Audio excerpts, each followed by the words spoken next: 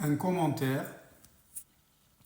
et le surfaçage et détartrage étaler toutes les bactéries dans votre bouche et les dentistes ne vous le disent pas et au final vous perdez vos dents dans le temps. Je suppose que la personne voulait dire par là qu'à la suite d'un surfaçage et un détartrage, on sème les bactéries dans la bouche et c'est à cause de ça, par la suite, la personne perd ses dents.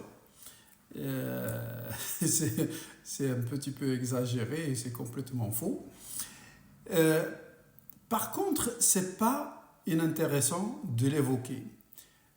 Parce qu'un simple détartrage ou a priori un surfaçage, pour certaines personnes, comme par exemple les diabétiques ou les personnes qui ont une défense immunitaire affaiblie, il faut absolument, avant tout détartrage ou surfaçage ou un acte qui fait intervenir ne serait-ce que partiellement la gencive et qui fait saigner un petit peu, cet acte peut amener à ce que les bactéries rentrent dans le sang par contre et peuvent provoquer par la suite des problèmes de septicémie ou autre.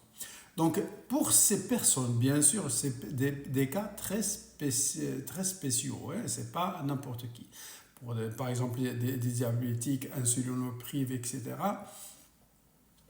insulinodépendants, pardon, et pour les personnes qui ont une défense immunitaire affaiblie, il faut absolument une antibiothérapie prophylactique avant tout acte.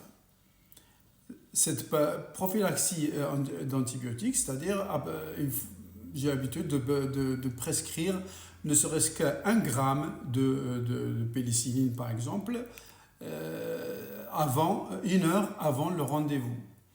Minimum 1 heure pour que l'antibiothérapie soit présente dans le sang, dans l'organisme de la personne, un taux sérique qui est convenable pour éventuellement stopper une agression microbienne.